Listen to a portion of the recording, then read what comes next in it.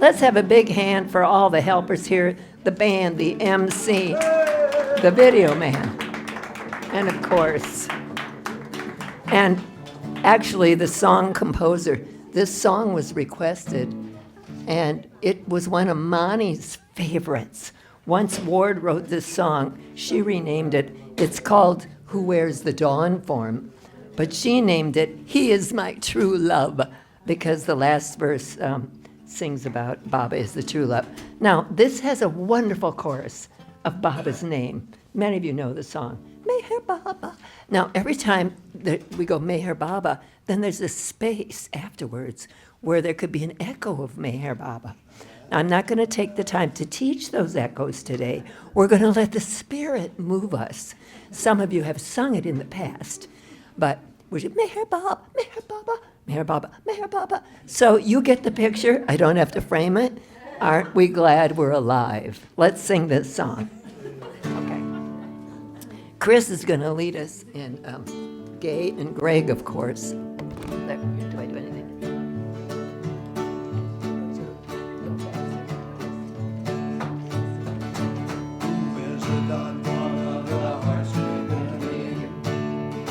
I call him Mayor, my friend and my king, who wears the dawn form of the heart's awakening. I call him Mayor, my friend and my king. Mayor Baba, Mayor Baba, Mayor Baba, Mayor Baba, Mayor Baba, Mayor Baba, Mayor Baba. He is the sight that I am longing to see. He is my true self is he. He is the sight that I am longing to see. He is my true self is he. Mayor Baba, Mayor Baba, Mayor Baba, Mayor Baba, Mayor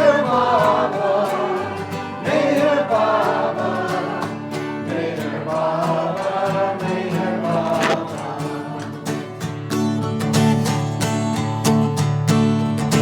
The mustang of his name is wonderfully sweet, entices me on the way to his feet. The mustang of his name, wonderfully sweet, entices me on the way to his feet. Mayor Baba, Mayor Baba, Mayor Baba, Mayor Baba. Mayor Baba, Mayor Baba, Mayor Baba, Mayor Baba. Those who are mingled in the dust at his door, to leave his presence desire nevermore. Those who have mingled in the dust at his door, to leave his presence desire nevermore.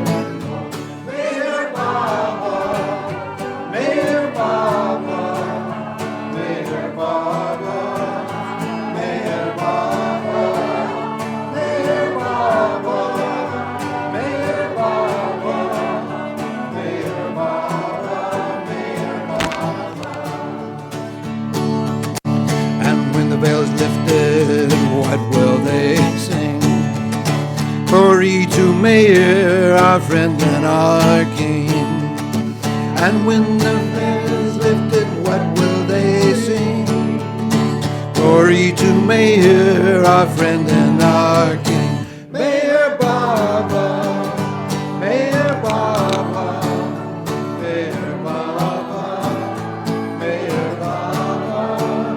Mayor Baba, Mayor Baba, Mayor Baba, Mayor Baba.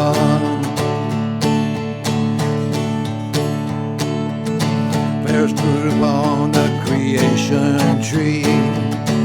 He is my true love is he. the fairest fruit upon the creation tree.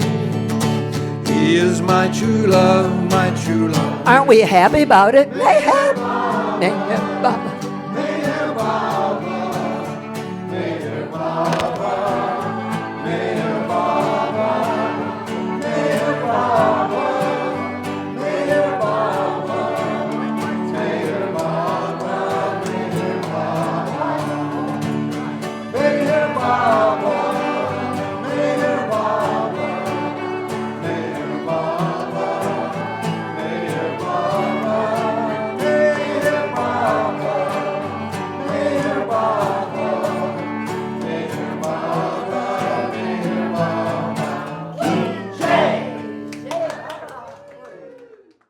Hey, Bob, everybody.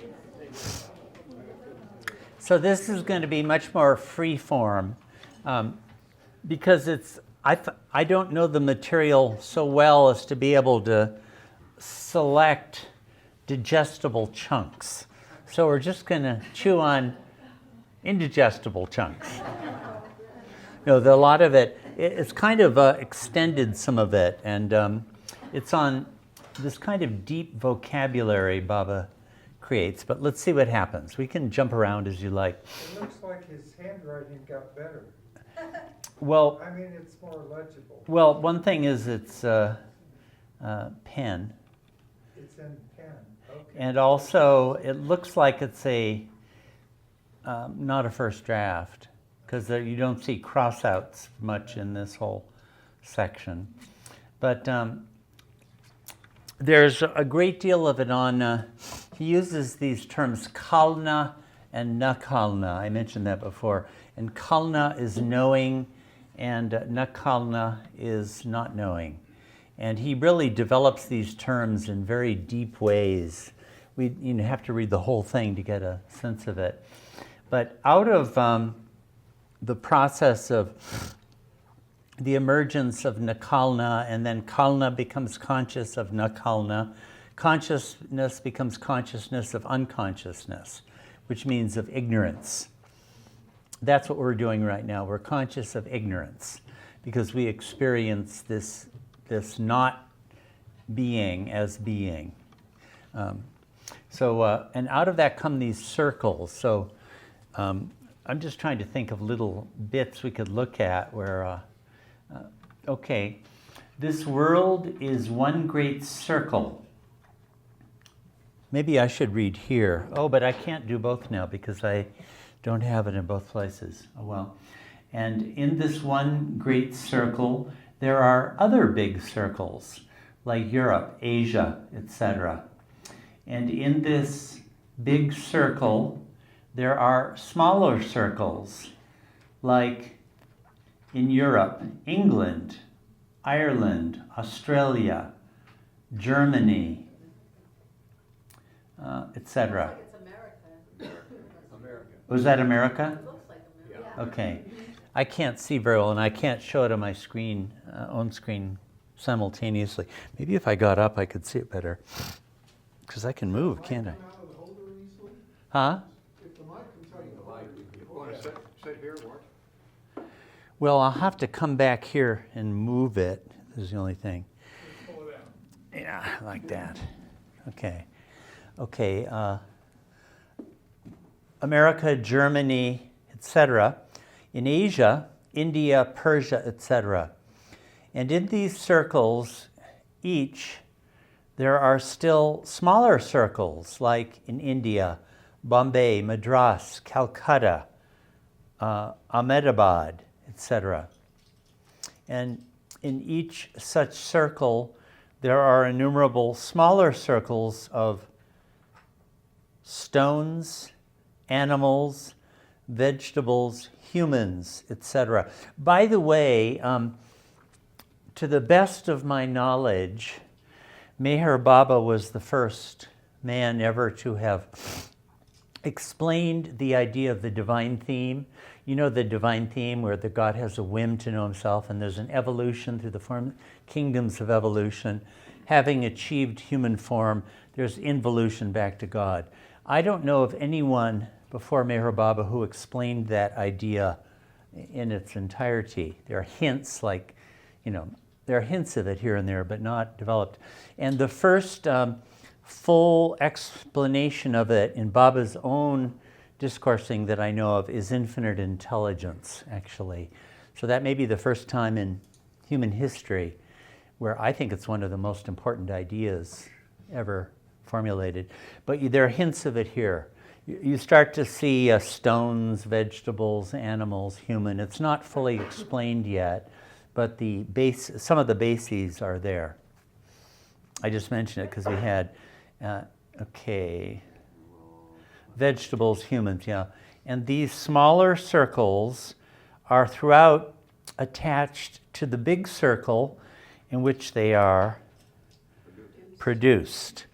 For instance, say the big circle India is produced, here I've got to get rid of this. How do I get rid of it? Yeah. In big circle in India is produced in accordance with its, what is that? It's produced in accordance to its, Existence. what does it say? Custom? Something na. I think it's a Gujarati word. Oh, it is. Like So existence. we'll call it existence. Yeah, no, I'm not sure. Can't really, no. Well, I mean, we'd have to somebody who could read Gujarati. That says na. Na is at the end. That might be, It says Kalna is usually, Is it Kalna? Kalna is usually written differently than that. Something na. Something na. And the other, I can't see that. yeah, that we're going to be afflicted by this a lot.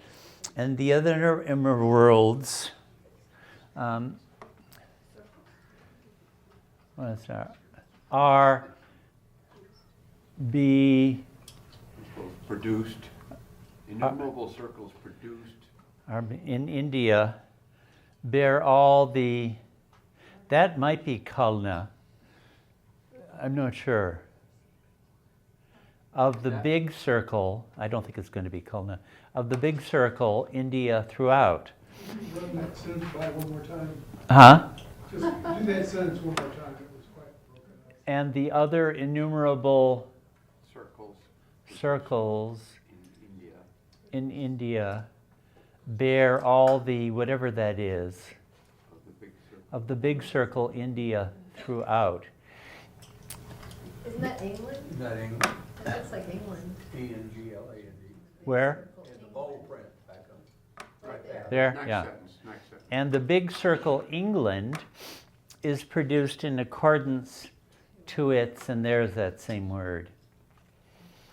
And the other innumerable circles produced in England bear all the, and then that same word, of the big circle, England, throughout. Thus, each big circle is different, here we are, in its, I wish I knew what that word is, in accordance with to the difference in the, you see, we're going to have this for everything from now on. It's a lot of Gujarati words, by which they are produced. So he's giving a picture of how a Kalna and Alkana produces the big circle, and then there are innumerable smaller circles within them, coming all the way down to the level of animals, plants, and individual souls. So circles are being generated. This is the creation process he's describing. Ward, it sounds like the macrocosm and the microcosm. Yeah, it does. The microcosm is reflected by whatever macrocosm is coming. It seems that the process of generation is from the macrocosm to the microcosm, as best I can see. We'd have to study all this and see if that is consistently borne out. Thus, all the big circles are different from each other, and in their, is that gulna? Is that a G? Gu, G-U? What is this in Gujarati? The big Yeah, I had looked it up and now I've forgotten. And so the innumerable matter something with of each other, different forms from each other, in there, and again that word. Indians, in respect of their physiques, colors, manners, etc., are quite different from Europeans in respecting their physiques, colors, manners, etc. And these innumerable circles take birth in the big circle, whose, again, that Gujarati words, what word is that? Something. Tallies with their, whatever that is, accordingly. Thus, each, what word is that? Small. Each small circle, according to its, whatever that is. Something? Something different now. Yeah, it is. This is, That's not car, is it? No, I don't think so. And the something in it takes birth in the small, in the circle, which is one to some, due to some, like whatever this phrase is. And these circles produced thus in the big circle will naturally exist in accordance to the something of this big circle. So it seems to be talking about macrocosm, microcosm. Like all the Indians will look Indian because their small circle is within the big Indian circle, which gives them their characteristics. So there's a lot of stuff like this. Now let me see. Animals, humans. Let me go to another spot. You can bring up questions if you want. I don't have a whole lot really worked out for this whole section. Let me see. Are the circles comparable to spheres and bubbles and language that is used in other places? I think so.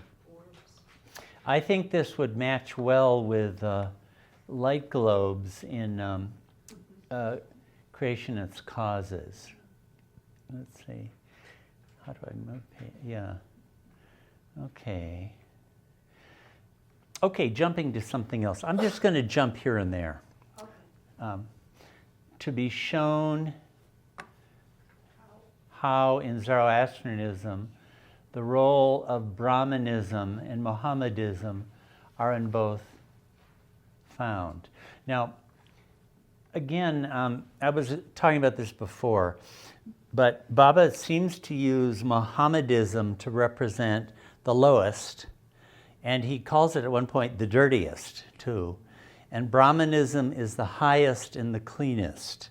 And I don't know if people are upset by this, but to me, I was saying this before, but to me, I sort of can see that the Muhammad's advent was working with tribal culture, really. You know, it was really you know, there was a lot of violence and a code of vengeance. I worked with Anglo-Saxon England, yeah.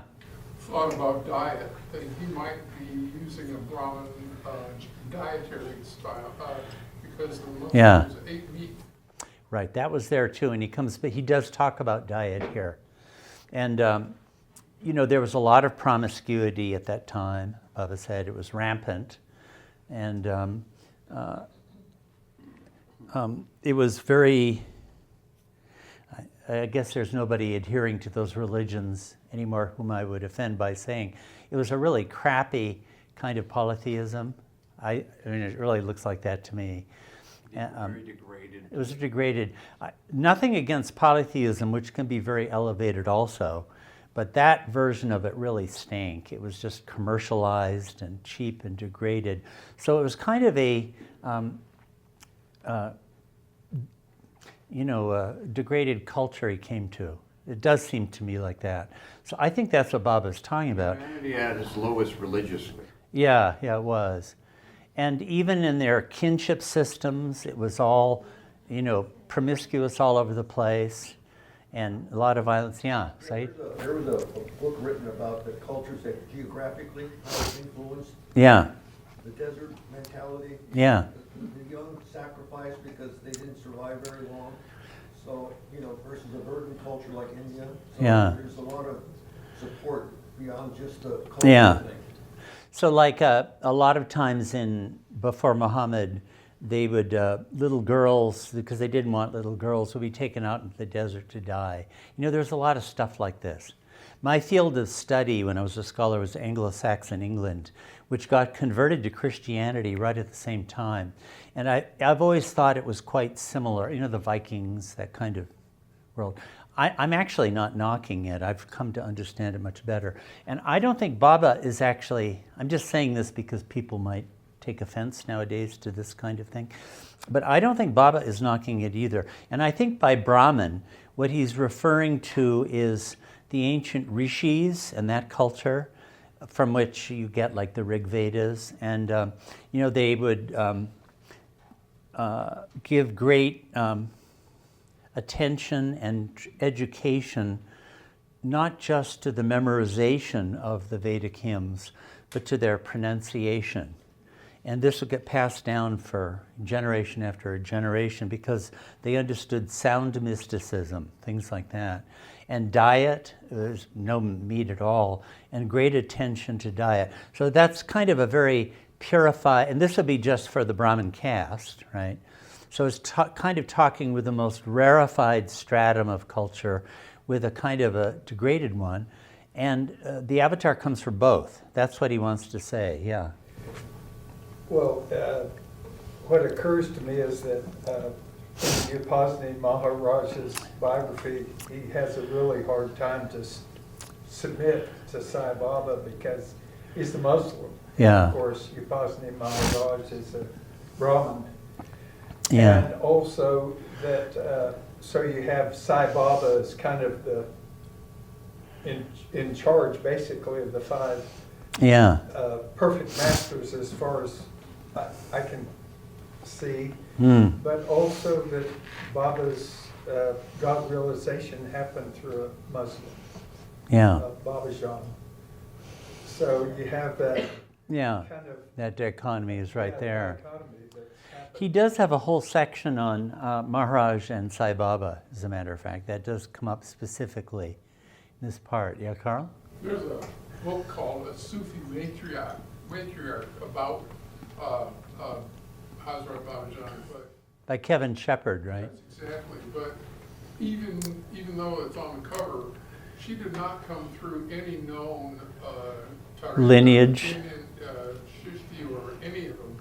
Yeah. And Talat Holman calls that a fard, a fraud, which means rootless. And Yes. like they got visited by the Green Saint, by Khidr. Khizr, yeah. And I also want to say about the Muhammad, I feel that Muhammad came along to kind of rescue those really drifting cultures that were Yeah. overlapping there in Saudi Arabia. Yeah. And he came along for the same purpose that Baba did, to clean their act up. Big- There's no doubt that he did it too, because after 2-3 centuries, you had one of the greatest civilizations in the whole world out of a mess. Is anyone offended if we call 6th century Saudi Arabia a mess? Because it really was. You are. Yeah, Greg really, is. I'm really I'm gritting my teeth to get through this. Yeah, Irma. The phrase that comes up for me in terms of the tribal people is a very strong, deep physicality. Yeah. Yeah, and he makes that correlation too. But I really want to stress that Baba is really saying you have to have both. That's basically the point he's making. And in fact, the Brahmin has to become the Mohammedan, and the Mohammedan has to become the Brahmin. And about circles, we didn't get to that section, but he'll say, like the circle of India over about 2 centuries becomes the circle of Europe, and the circle of Europe over about 2 centuries becomes the circle of India. So, and this, the crossing, I mentioned earlier the crossing, the Turyavasta thing. Well, he keeps talking about the crossing, and that's where you get the Sadguru. He actually says of the Mohammedan has to become the Brahmin to become a Sadguru, and the Brahmin has to become the Mohammedan to become a Sadguru. But Zoroaster, he says, took stock of the scene and created a blend in his own practice. And that's why it's almost impossible for Zoroastrians to become perfect masters, because they don't have to cross from one to the other.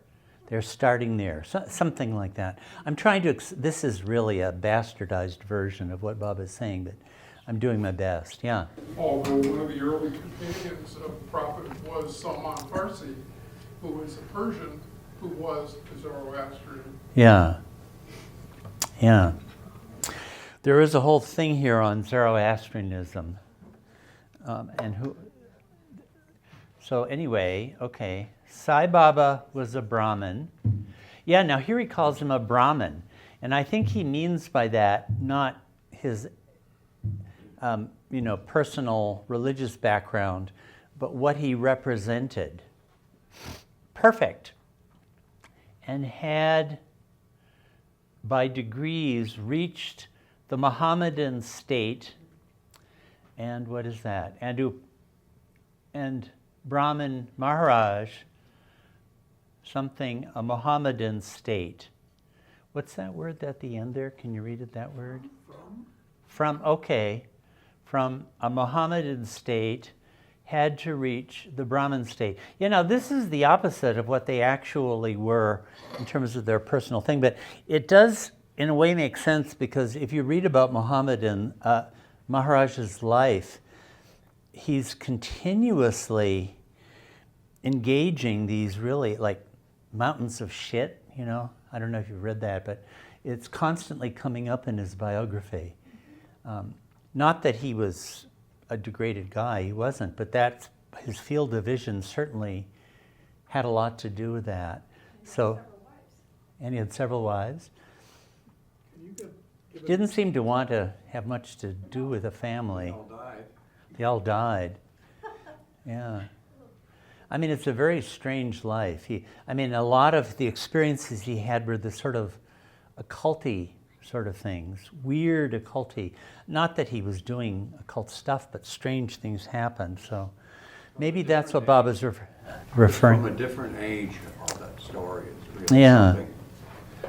Anyway, it's one of the strangest biographies. So. He was really there to help lift up feminine, the divine feminine. Yeah, he worked a lot with that as the time went on. So anyway, maybe that's what he's... Now both met and became one in the cross state. And let me just really emphasize that, because Baba really does. It's that cross state where the Sadguru state is achieved. He keeps emphasizing that. What is this saying? He was, what's that word? A famous Satpurush. Oh yeah, Sai Baba was a famous Satpurush. And Maharaj is a famous Satpurush. And from his history can be made out that through Sai Baba, in fact, Maharaj got this Sai Baba, a Mohammedan. High estate, okay. Got the high estate, yeah. So you see, we're getting this blending of the opposites. I don't know enough about Sai Baba to see why he was Brahminical. I just don't know enough. People don't know a heck of a lot about his life. Sai Baba Mohammedan is famous, and Maharaj is a Brahmin. Thus, Maharaj is on the cross state, and Zoroaster in the cross state. So is not in Zoroaster's state Avesta? I think that's Avesta, isn't it? Of divinity. And here we have this diagram. What is this saying? This is saying the names of something. Maharaj being not in the not being in the state, something not, can't quite make that out. So you see here you have these two opposites, the Mohammedan and the Brahmin. You see, I really think Baba was speaking in his own language here. He wasn't trying to communicate with anybody. He was... His own shorthand. His own shorthand, yeah. Out of that, he had just come out of that prison and was starting to, articulate, to himself, you might say. But you were saying that the Brahmin loosely represents like the culture, the intellectual, the refined. Yeah. The Mohammedan loosely represents the worldly, the earthy. Yeah. Yeah, that's right. I heard that in India, a lot of the converts to Muslim religion were, of course, from the lowest castes. Yeah. Because it was caste-free. Yeah, yeah. I mean, in a way, the Islamic advent was kind of, for the common folk, and to a large extent, you didn't have such a differentiated caste system in Saudi Arabia. And a lot of the people were, warriors or even Bedouin tribesmen, whereas the rabbinical, it's really a much more differentiated, stratified world. So he uses one place the figure of a stick, and the highest end, I forget where he characterizes that as being, and the lowest end is in the earth, down in the earth, and the stick has to have both ends. That's the point he wants to make. So it looks like, Sai Baba is more on the, here it's more on the Mohammedan end. Zoroaster is right in the middle. He keeps saying Zoroaster created a blend of the two. And he says that's why it's really hard for Zoroastrians to achieve the Satpurush state. I guess you've got to move from one to the other if you really want to hit the cross spot. I guess. Sounds like that. And since they're beginning there, they don't get it. There have been hardly any Zoroastrian perfect masters that Baba ever mentioned. Azar Kaivan. And long before him, but thousands of years ago. otherwise, It's been a long, long time for. And the same for Buddha? He didn't really. Yeah, why is Zoroaster and Buddha? I guess they're half and half. I don't know. But that would suggest perhaps there haven't been Buddhist perfect masters. Milarepa and Marpa and those people, yeah. He didn't say that exactly, but Jesus, Muhammadan. Would Buddha be considered the middle path and maybe related to Zoroaster in that way? Yeah, maybe so. I don't know. They do call Buddhism the middle path. That's one of its most consistent self-representations. See, we'd really have to read all of this and really study it well. The study of this has barely begun.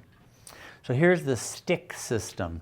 The sticks is two ends only are brought in use. The top, what's this word? Can we get this on the page more? The top highest is caught in the hand. That's right, it's in the hand. And is decorated, whilst the lowest end rests on the earth and touches, I think that might be gu, which means shit. Shit, dirt, water, or any. Gu, yeah, gu means, that's what this word is. Shit, dirt, water, or anything good or bad on earth. So these are the two ends of the stick, right? I mean, that all makes sense. How do I get the page to change? Darn this. Okay. But both these ends are necessary for the stick's existence, and they both exist in one and cannot do without each other. Then we have this Gujarati line. So the Sadhguru has seen to perfection not only the highest and lowest states of, what's that word? Castes? No. Looks like it. Is it castes? But also to perfection the highest and lowest states of everything else. We have a Gujarati line and a Gujarati couplet and a Gujarati final two lines. He's going to dodge us for the end of this one. Yeah. So there's a fair bit of stuff. Let's see if there's more on this particular topic. What's this? Sadhguru is the magnet. I don't remember this one at the moment. And this is pure Gujarati. Okay, which one is this? Means light, and nakalna means darkness. Okay, kalna, that's how kalna gets written here. Kalna means knowing, or sounds like consciousness. First, there was, I think that's nakalna. Is it? No, that's not, no. This is not. That's na. I can't read that. Something knowing, and I think that is kalna. And knowing not knew itself, i.e., not Knowing nakal. not knew itself. There Okay. should be a comma there, right? Knowing not knew itself. Knew itself. Huh. I.e., not knowing, and that's nakalna, was laid on it. And I think that this could be a description of the sound sleep state, where there's knowing, but it's not knowing is on it, so it doesn't know itself. I think that's what he refers to, describes it as later. But kalna, knowing not knew itself, i.e., again, knowledge came. Okay, knowing not, okay. But knowing not, that's an entity, sounds like. Knowing not is an entity.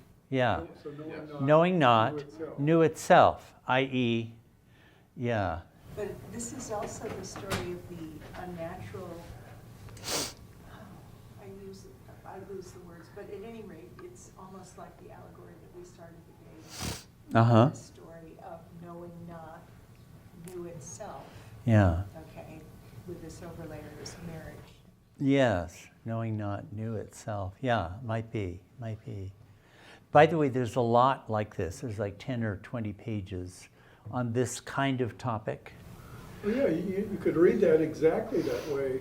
So you could say that knowing not represented the unnatural darkness, the mind, and it knew itself, Yes. representing the natural darkness, Right. the unconscious God, and out of that Came knowledge. the natural light. Yeah, like that one statement we saw in the other thing. By the way, Baba does say, and in God's hand in here also, that it's out of darkness that light is experienced, both ways. Out of the natural darkness comes the knowledge of the natural light, and out of the unnatural darkness comes the knowledge of the unnatural light, which really makes sense to me because, you know, if I look back, introspect for a second and think, what do I see back there? Well, it's kind of dark, basically. The back of my head, if I sort of think about it, there's sort of, I'm coming out of dark. Don't you have that experience too, if you think about it? I mean, the mind is kind of a dark place. I don't mean a bad place, but it's not lit. Whereas when I look out, I see the light. And this is all the unnatural light. So that, to me, makes a great deal of sense. So I guess it works the other way if you're in the nirvana state of realizing you actually don't realize the natural darkness, but from that you realize the natural light. Saeed, did you want? Do you have a take on, I was saying about St. John of the Cross and dark adoration. The dark adoration is dark and the light comes out of love. I've just noticed that there's a lack of a Christian ethos in these writings. Do you have a sense of why that is? I mean, is it historical or? Well, I would imagine St. John of the Cross was writing from a standpoint of someone on the plains. So he wouldn't have attained the natural darkness itself. Why Baba doesn't include the Christian. You know, I'm just wondering if you had a take on that. He does from time to time. Not a whole lot. There's not a lot of Yeah, we don't. mystical heritage to draw upon that people can Yeah. refer to in Christianity. Yeah, the Christian tradition doesn't have a lot of philosophers, quote unquote, writing. You know, you have Eckhart, he'd be one of the few. But most of the great mystics are like St. Francis, who couldn't give a damn about philosophy and explanations. Or St. Augustine, who was so much earlier, and he was writing about orthodoxy. So we don't have a big body of literature like you do in Sufism or in Vedanta. Or even Buddhism has, well, I don't know about Buddhism, it's a complicated case. Let's say came, knowing new knowledge that it did not know itself. By the way, this is one of Baba's favorite sentences, and you need to kind of get what it means. Knowing knew that it did, knowledge knowing that it does not know. And this doesn't mean what it ordinarily would mean in English. It's not that knowledge is conscious of the fact that it is ignorant of something. Like if you say, how do I get to Saeed's house? And I'll say, I don't know. I know that I don't know. It doesn't mean that. It means knowledge, knowing, not knowing. That is knowledge, experiencing, ignorance as if it was knowledge. You get that thought? And that's what we're doing right now. This is ignorance. This is not knowing. This is imagination. It doesn't exist. And we are knowing it by virtue of experiencing it, right? You get that thought? When you look out and you see chairs and people, these are not knowings because they aren't really there. And when you experience it, you're knowing, not knowing. That's the phrase Baba used a lot. Knowledge, knowing that it does not know. That is knowledge, experiencing ignorance. Yeah. It seems like this is happening on the God plane as well as on the gross plane. What I mean by that is that there is the unconscious God wanting to know who he is. I mean, that's where creation came from. Yeah. Who am I? So there's a recognition of not knowing Yeah. in that beyond state that says, who am I? And then our plane is obvious. We think we know all the time and we have no clue. We only know ignorance. What's going on? Yeah. These seem to be, remembering what went on a year or so before this writing, he kind of came out of a very foggy place with the help of Bosnia. It seems to me that he knew the role that he was going to need to play in the world. Yeah. He's going to be able to, he's going to have to be able to translate some of these states into words. Yeah. It seems to me he's groping toward those. Yeah. Those phrases. He's finding a language. He's Yeah. finding his own language here, Yeah. and it seems to me he's just working through it on Yeah. paper to try and define in words what can't be really. That could be, because English was at that time been used by some of the greatest writers who ever lived, you know, Shakespeare, Milton, these people. But where they were not great was in the spiritual domain. They didn't know, there was not a developed language of spirituality. It was a great language in many respects, but that aspect of it wasn't there. So I think part of what Baba had to do was just what you're saying. He had to work through words and ideas to come up with a language to express what he had to say. Yeah. One more thing about Sai Baba. Sai Baba is kind of a mystery in many ways, but in my research for my silly little book, I found that while he had a Muslim, he was considered to be Muslim, either his home or his tomb shrine he gave it this long Hindu name, which I can never remember. And so Yeah. he seemed to have a foot in both the Hindu And the Muslim, yeah. and Muslim worlds. I think the man who he considered his teacher was Gopal Rao, that's Hindu. Yeah. He was a saint.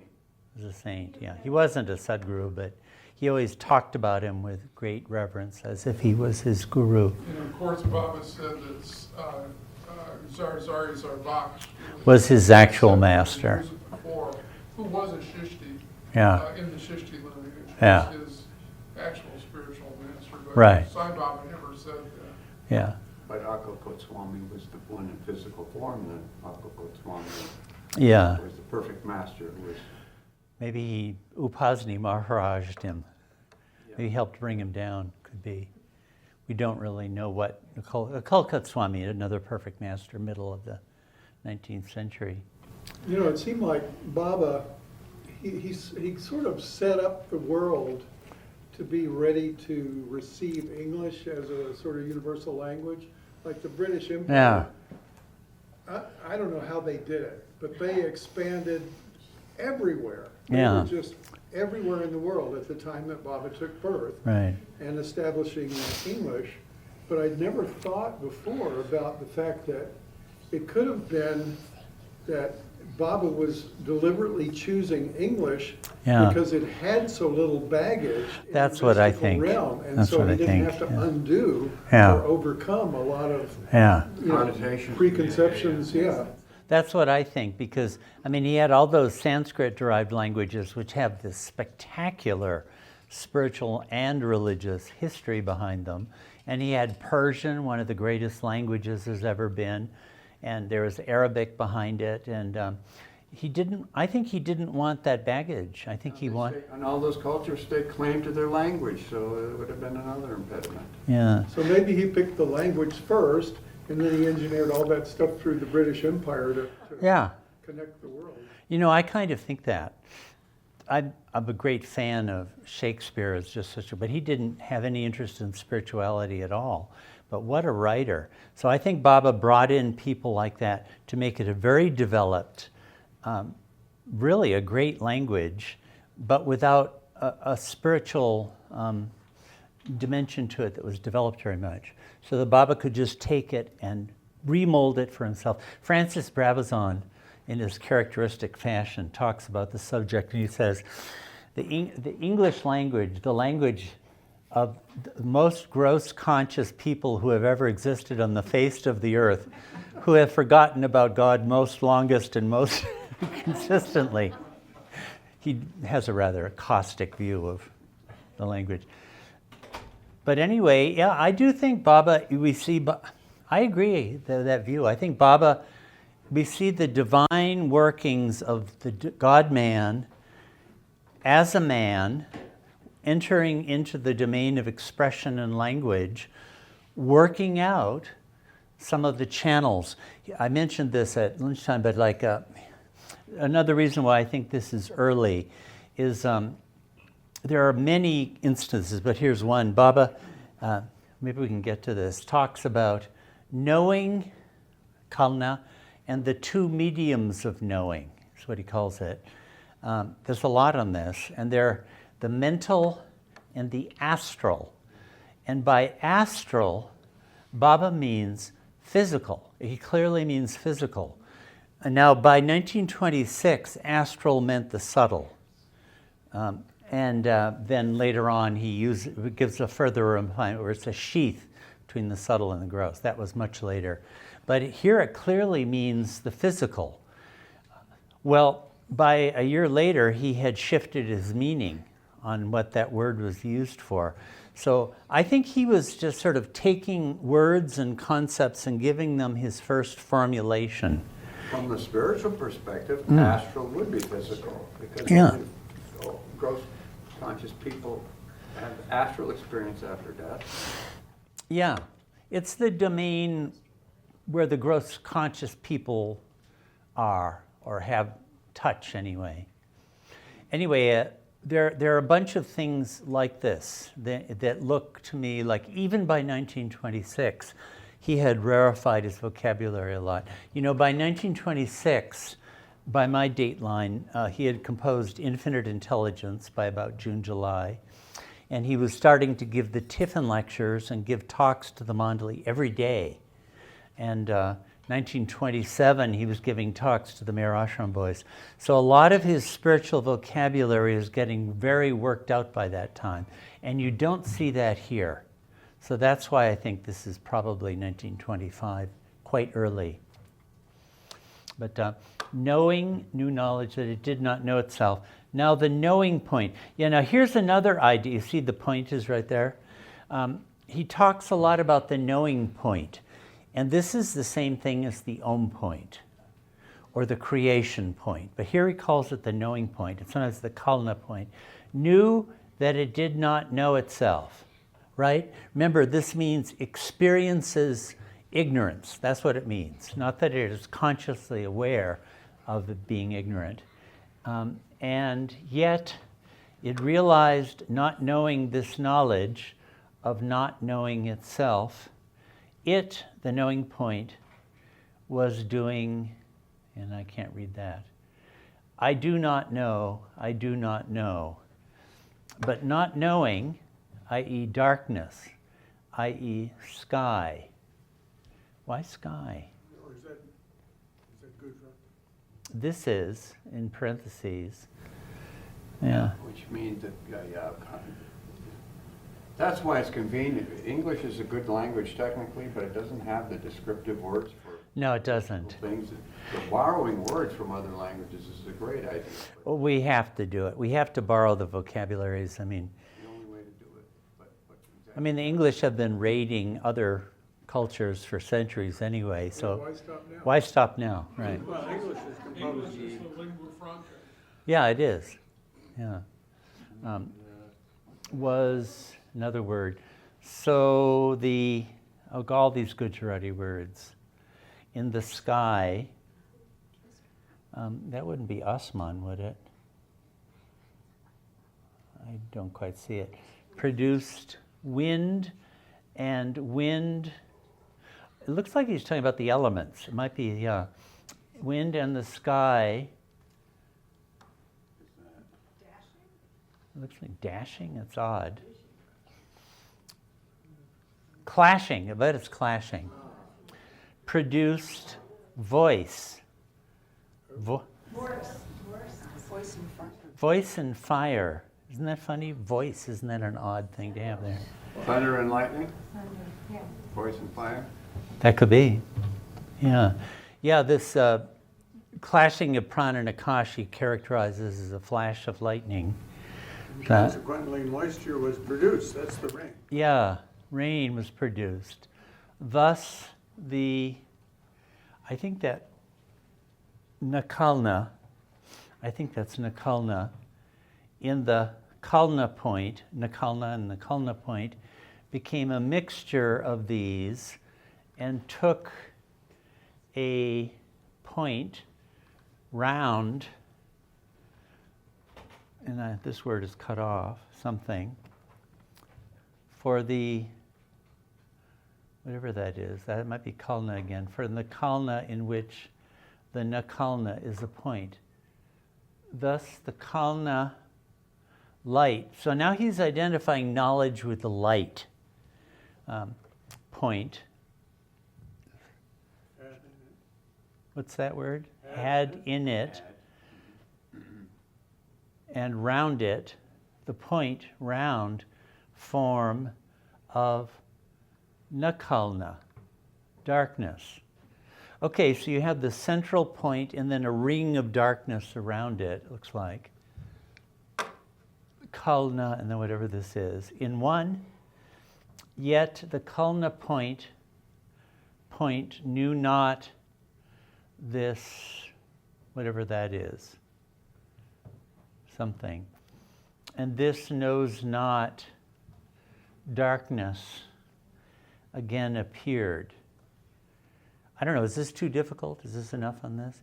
We're starting to lose the Yeah, lose the thought. You can see that this really takes some working through. Like that. The knowing point, or the kalna point. Yeah. Looks like you'll be busy for a while. Yeah, no, this is going to take. No, I think we need a team of people to go over all of this and try to work it out. Yeah. Just as you were thinking it was all over. I know, suddenly this comes out. Instead of your visa, you get more work. That's right. No rest for the wicked, that's for sure. Okay, here's another, I'll jump to another spot here. Let me see.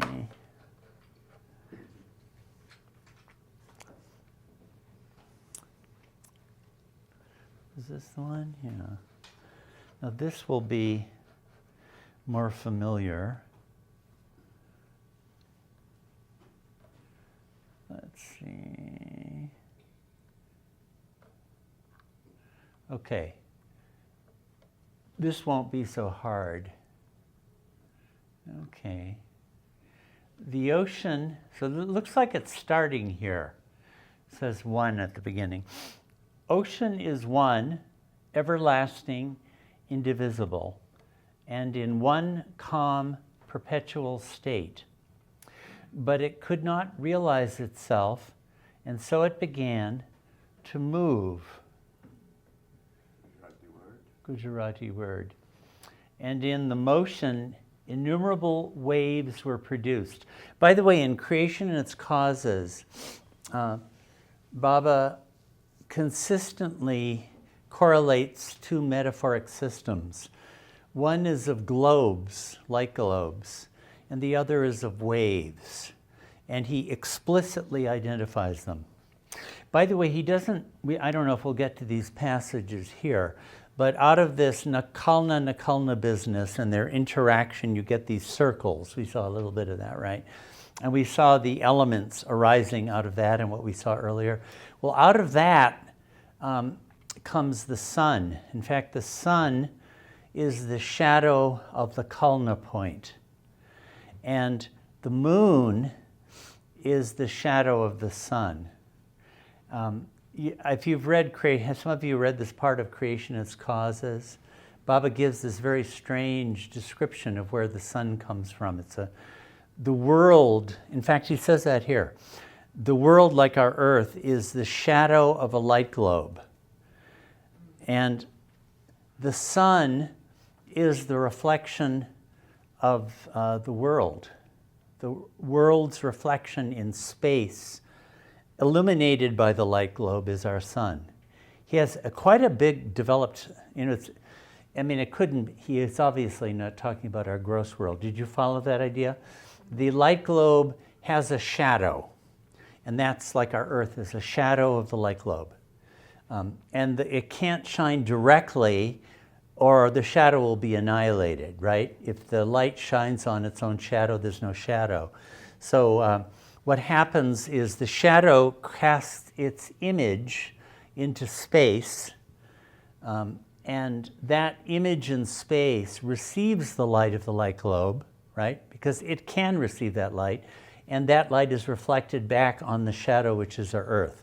So the image of the earth in space is the sun. That's what he says. Now, it's obviously not talking about the gross sphere. It must be somehow the derivation of, the gross sphere from the subtle sphere. Something like that must be going on. Anyway, there's stuff a bit like that here, too. Yeah. As you're saying this, I've been thinking about the whole time. Baba writes this stuff at a young age, and then he refines it as he gets older. Have you noticed, in terms of your long history with the material, what would I call it, discrepancies, that he abandons these things and just ignores them, or how does it play out in the long run, considering that there's this whole body of work in terms of all these theories?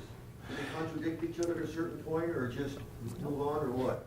I haven't seen contradictions except in terms used. He'll change the terms, and if you look at it on that level, yeah, it contradicts. Like he'll use the word subtle. He's still in this phase, by the way, of two spheres in God. There's God, there's the mental sphere, or he also calls it the subtle sphere, and there's the gross sphere. Whereas then later on, he differentiated between the subtle and the gross sphere. So if you want to call that a contradiction, okay, there's that. But all it is a term. And there's a very good reason why he would have characterized it that way earlier on. It's actually quite true also. There's that sort of contradiction, which isn't a contradiction at all. Or else like back in the beginning of Infinite Intelligence, he'll use the word Sadguru to refer to any kind of God-realized person, including a majub. He'll say, you know, a gross conscious person is only conscious of the gross sphere and not the subtle and God. The subtle conscious person is conscious of the subtle sphere, not the gross and God. And a Sadguru is conscious of God, but not the subtle and the gross. Well, that's a majub, right? It's not a Sadguru. But then in the 13th chapter, he actually says, and from now on, we will use the word Sadguru to refer to a Salaksud. So there's that. There's an example of the refinement of vocabulary. The lexicon. Right. So there's a change in his It lexicon. had a lot to do with the people who were listening to him at the time. They just didn't have a full development of all of this information. It would have been overwhelming for them. Yeah. So we see the development of lexicon through the years as it Yeah. becomes refined and people start establishing these ideas, but it takes years for people to imbibe Yeah. the volume of information.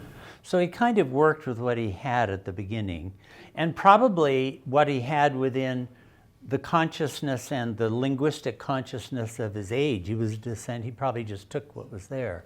If I may, in the back of God Speaks in the Sufi area, the Mansub state, Mansubiyat, is at a Sadguru level. Yeah. But in the Muslim tariqah and the Sufi orders, Yeah. a Mansub is a mosque, is a Mansub.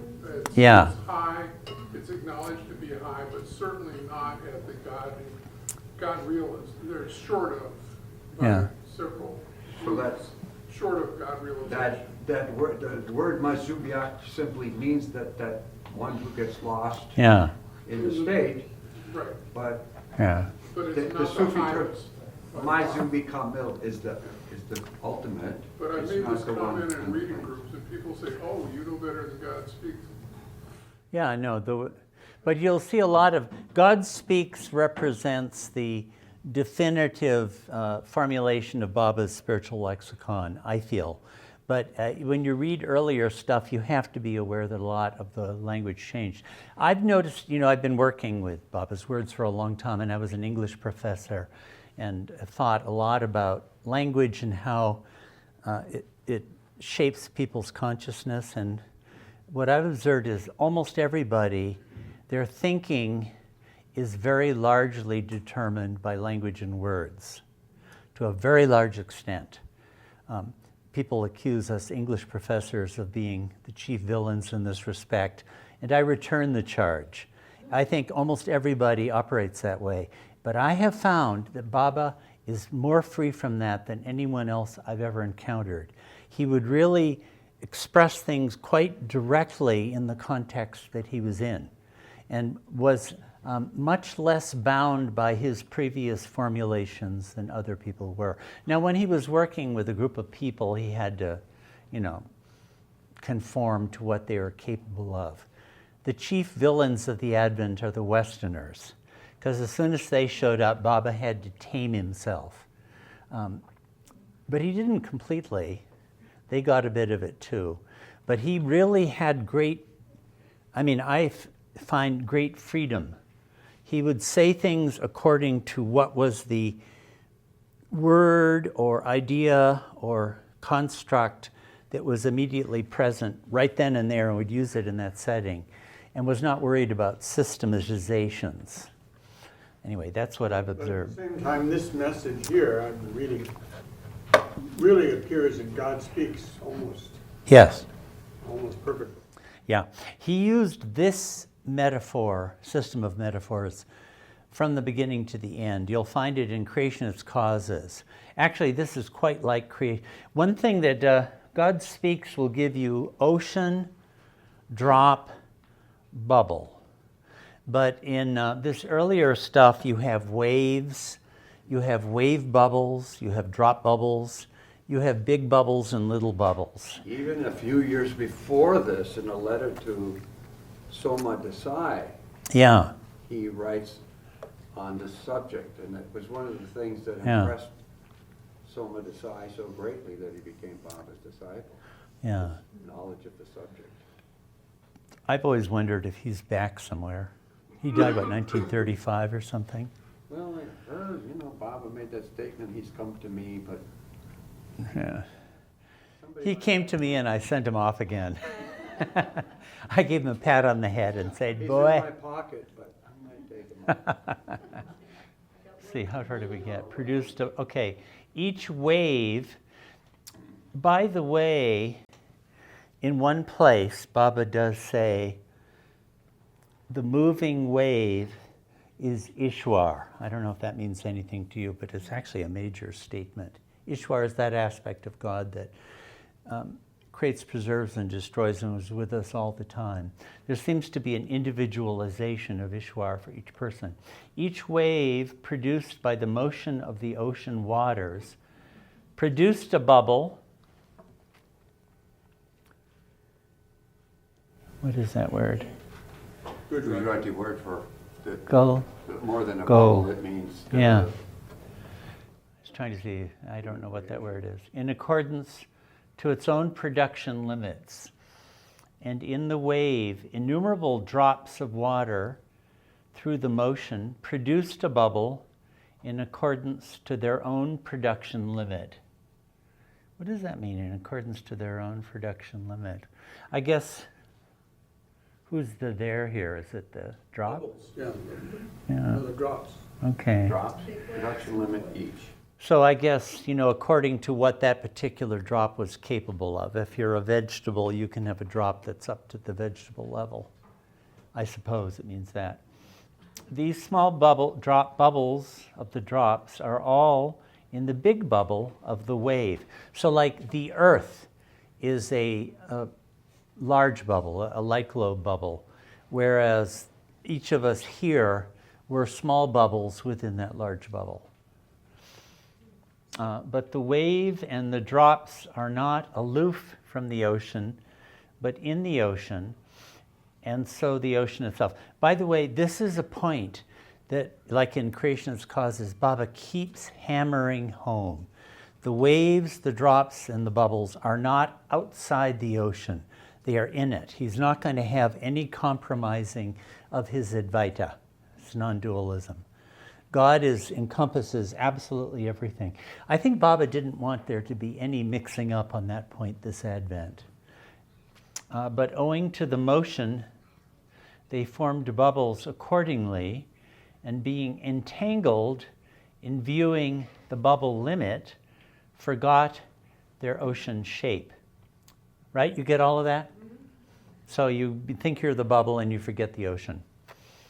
Now the drop forgot that it is in the ocean and not aloof from it, but the ocean itself. There he says it,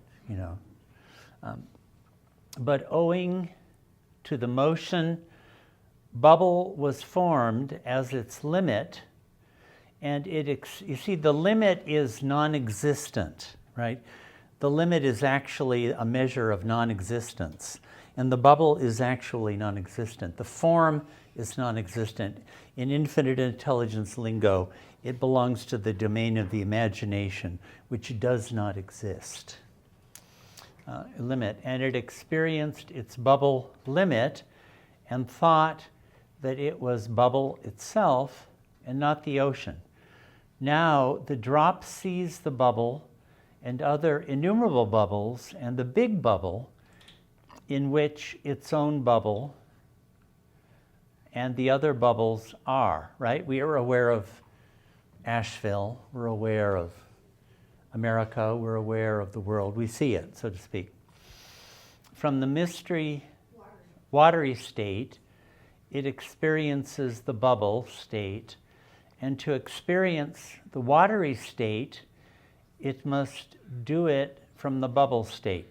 Now, I think the watery state means actually sheer water itself, which is indifferentiable from the ocean. Sounds like that to me. Using the word watery state. I haven't seen him use that phrase anywhere else. The bubble and the ocean are entirely opposite to each other. The ocean is limitless, but the bubble has a limit. And the ocean is, I wish I could, that's an I think, this. Whilst the bubble, I'm thinking, I don't think it's Nirakar and Sakar, but it could have been. And so, in every way, contrary to each other. But the drop, considering itself aloof from the ocean and not experiencing its own ocean state, sees the bubble extraordinarily big, and itself, i.e., the ocean,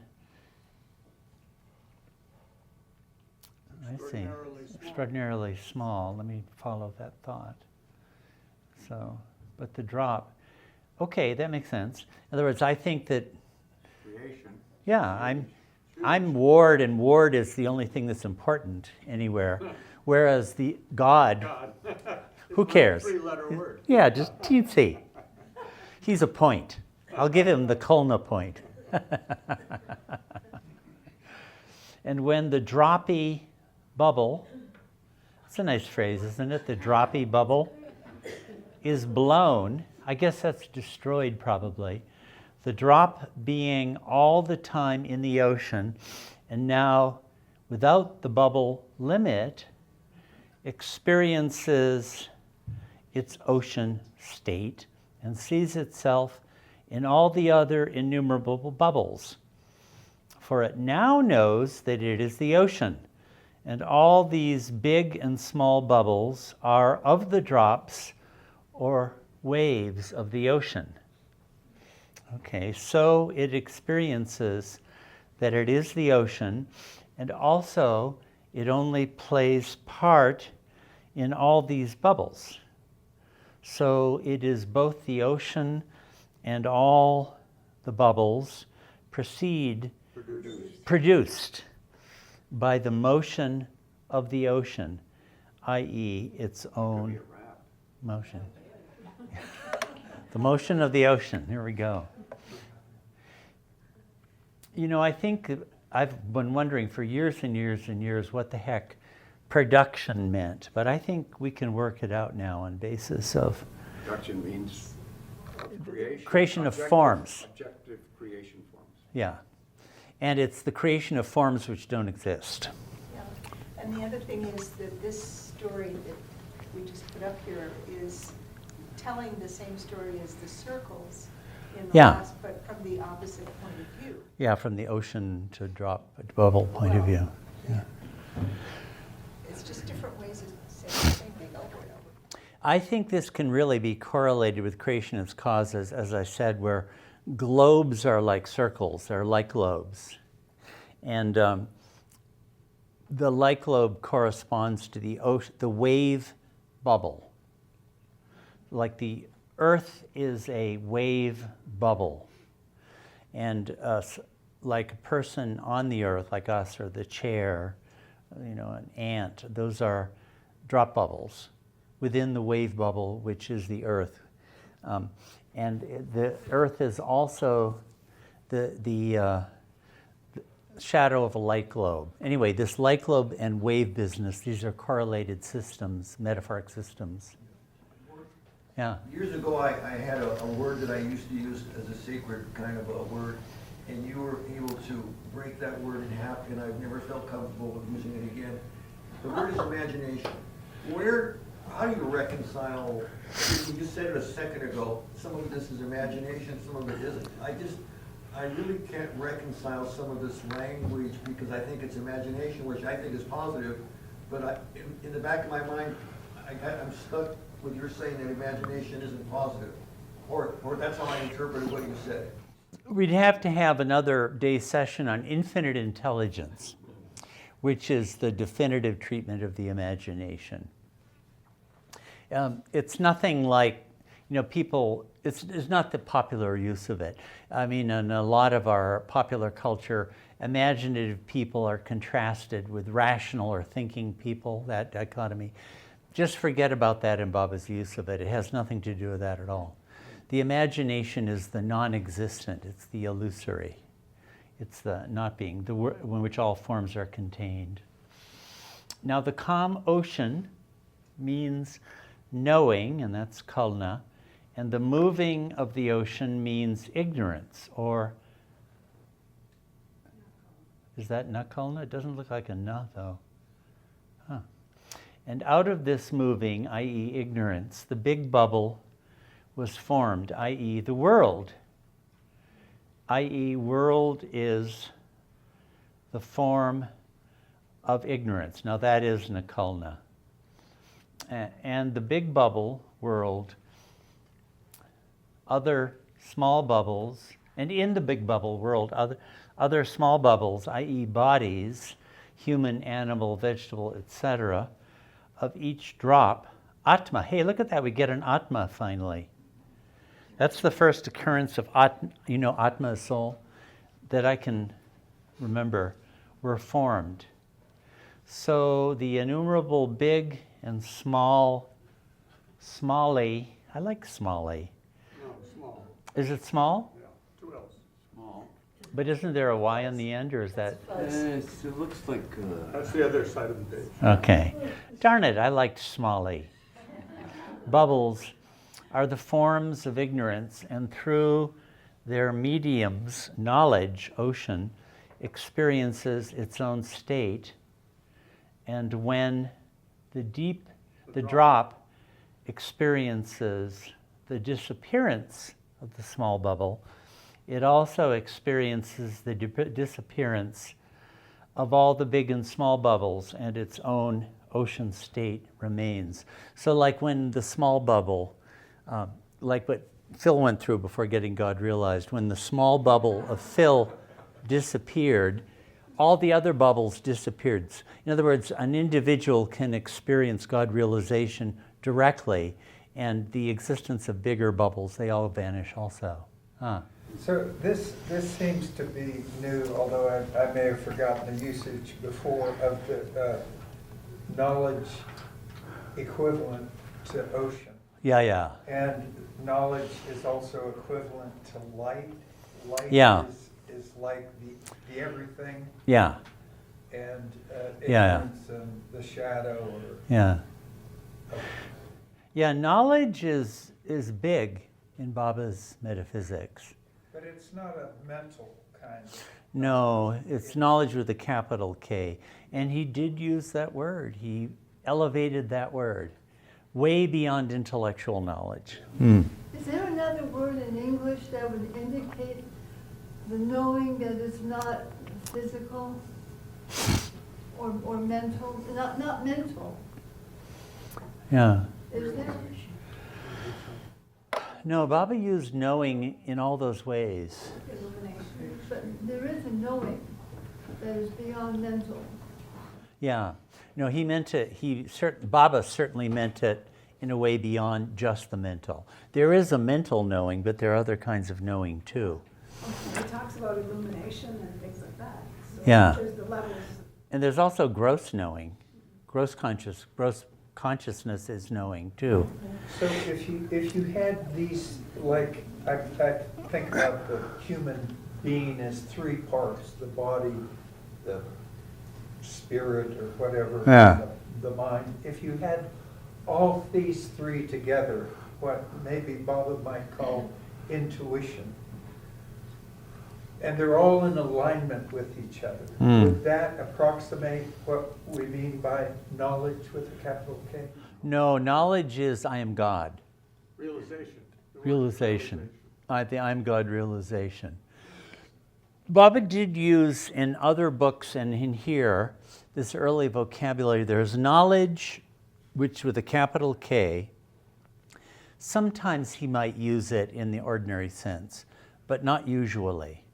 And then he'll use the word knowing, which seems to be the activity of knowledge with a capital K on all levels. Like your knowledge, knowing yourself as Wilson. Knowing, not knowing in Wilson form. What you experience is not knowing in Wilson form. You get the idea? That is, you're not Wilson at all. It's a not knowing, but you are knowledge knowing it. So Baba would use knowing in these different ways. As I say, there's a place where he talks about Kalna and its two mediums. Pure Kalna is the I am God state. Or it could be the sound sleep state also, in which it's purely knowing, but it just happens to be covered by not knowing. Well, let's try this then. Okay. With the sanskaras all cleared away. Yeah. No emotional, intellectual sanskaras, all the sanskaras gone. Hmm. And then the experience of awareness without any sanskaras, without misconstrued perceptions and all of that. Yeah. Is that knowledge with a capital K?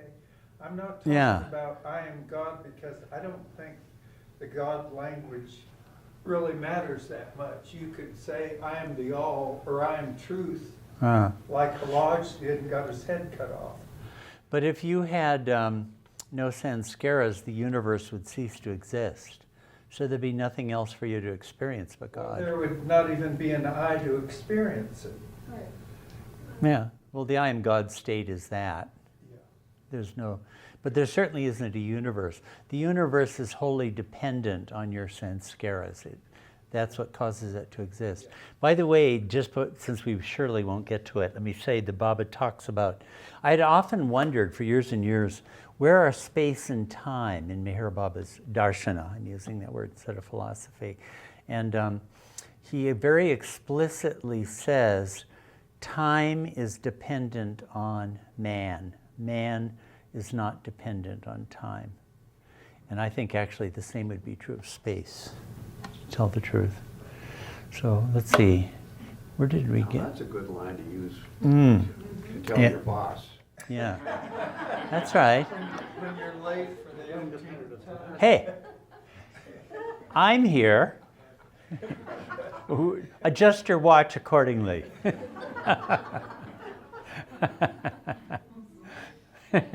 Yeah, I'll have to remember that.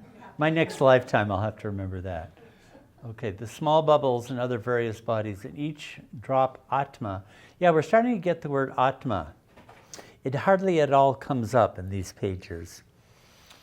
And the breaking of the bubble means the salvation of the drop, Atma, or its union with the ocean, i.e. Paramatma. He usually spells it that way with an E, P-E-R, Paramatma. And this nil bubble, i.e. oceanic state, is when moving, i.e. Maya. Now we're getting Maya. Maya that word hasn't appeared much either. Is not, i.e.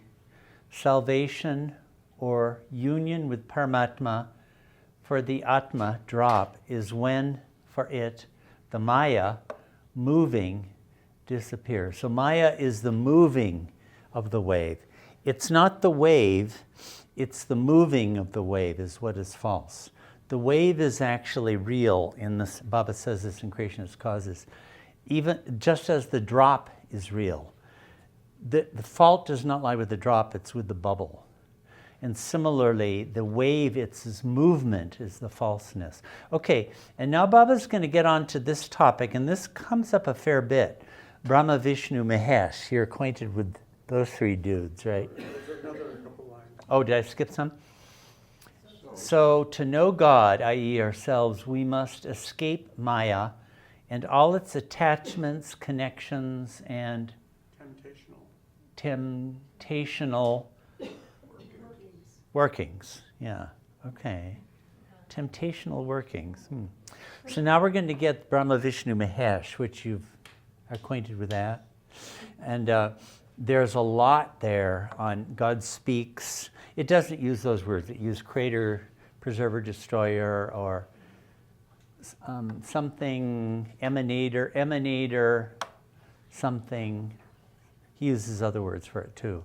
But earlier he used the traditional three words from Hinduism. Preserver, dissolver. Dissolver. Emanator, sustainer, dissolver. Yeah, that's it, yeah.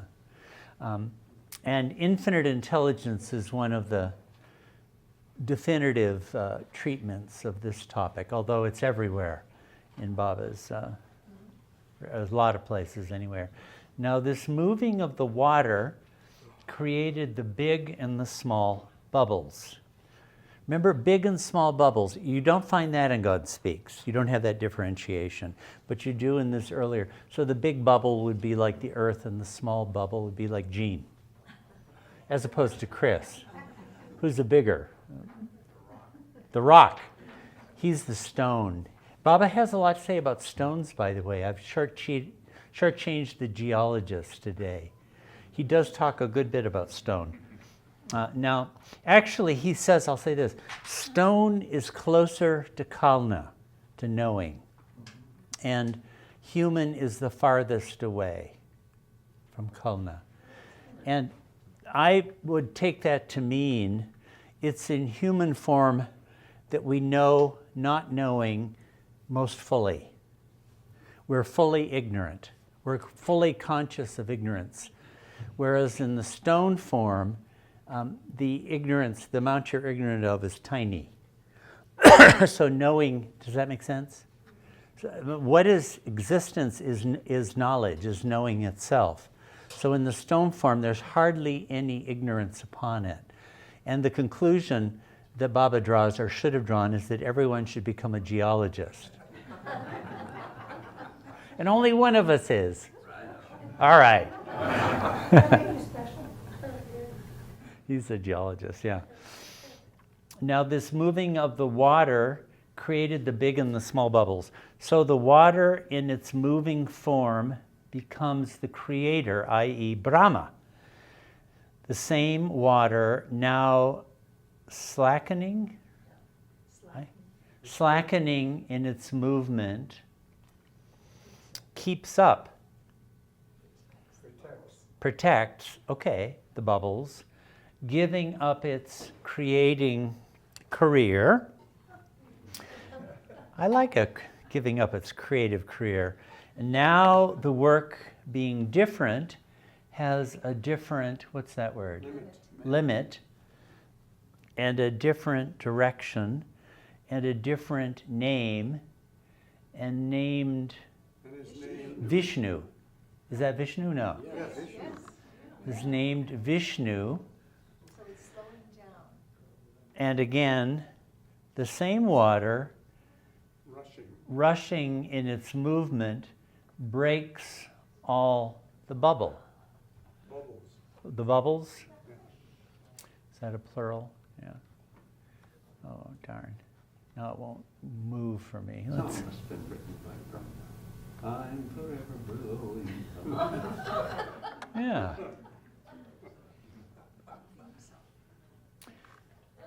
Is this it? The simile, did I go to the right place?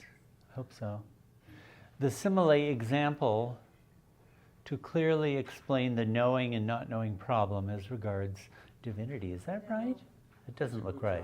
Titled there, right? No, I don't think so. I wonder if I went to... Oh, maybe one page or more. I've jumped a page or something. Oops. Well, when it rushes, it becomes French. What page were we on? Maybe that was it. Let me see. Maybe that was the end.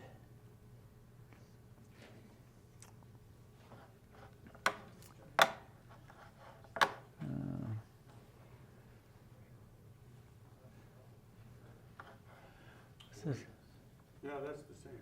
That's the same page? Okay, that was the end then. So this simile example to clearly explain the knowing and not knowing problem as regards divinity. So there's a pretty coherent passage and pretty intelligible. It's one of the easier ones, as I say. Let's see, what are we? Yeah. We've only got a couple more minutes. I was wondering, do you have one of those pages that's got one of those wild drawings on it? Yeah, that'd be, let's go through. There are a bunch of those. Yeah, I had meant to, I'll just scroll through until we find a couple of these. We saw that one. We saw that one. We saw that one. This one is kind of an elaboration of that one. Yeah. Even more detailed. Yeah, there Basically the is. same drawing, but more detailed. We saw that one also. I know quite late there are some that are very exotic.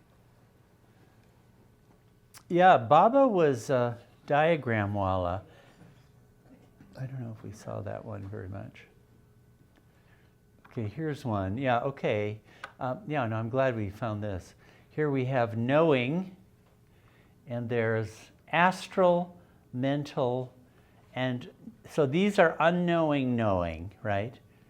And this is the astral, and this is the mental. So here you have a case of astral being used clearly to refer to the gross. Now there are three mediums. The knowing medium and the two unknowing mediums. The knowing first knows through the mental medium something of the mental, I don't know what that word is. Universe. And then knows, and he keeps on going, oops, I skipped whatever I did there. I don't know, I'm going to get rid of this page. Okay, that was one diagram. Let's see. Okay, we've seen this. Seen that. Saw that. Gujarati.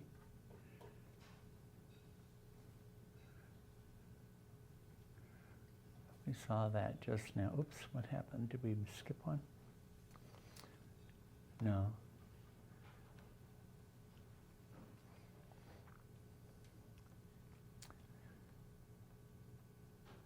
Okay, here's one. There might have been one on the previous page. Let's see. Yeah, there was. Yeah, here it is. Yeah, there's a lot more about circles. In a circle, from Nakalna point, senses, and the last are a circle from the Nakalna point, In the beginning. and the Which ends in the beginning. 86 lax circles. and the last. Whoops, darn! I keep doing that by mistake. Let's see. Oh shoot! I lost it. Sorry, I just keep clicking wrongly. Yeah, here we are. Anyway, vegetable. I think that's stick, isn't it? Looks like it, yes. Stick, stone. Here we go. There's the stone. And what is this? It does look like oatmeal, doesn't it? I didn't realize it was such an important. One on top is animal. Animal. Yeah, that's right. Animal. Nutty something. Not something. Nutty. I think that's Nakalna. That's not knowing. Kalna? Yeah. Okay. So this is showing something broadly to do with evolution. 84 lax circles. There's the Kalna. 84 lakh circles is there somewhere? Above. Oh yeah, that's right. The animal, human, something, 84 lakh circles. I guess that's probably the number of incarnations in human form, although there are 84 lakhs of forms in evolution also. From. Anyway, and then we have this, whatever the heck this is. Worlds. And this is like a blow up of a animal. Okay. Nakalna, I think. Can't quite read these. Stone. Yeah. Stone at the bottom. Kalna. Yeah. This is the Kalna here. So I don't know what this all means. Are these meant to be blow up of that, or is it something else? See, this will take a lot of study before we can figure all these things out. Yeah, so here we go. Yeah. Now this looks like an elaboration was earlier. So this is pure kalna, so this is the God state. This is the gross kalna, the state of a it's a little hard to read.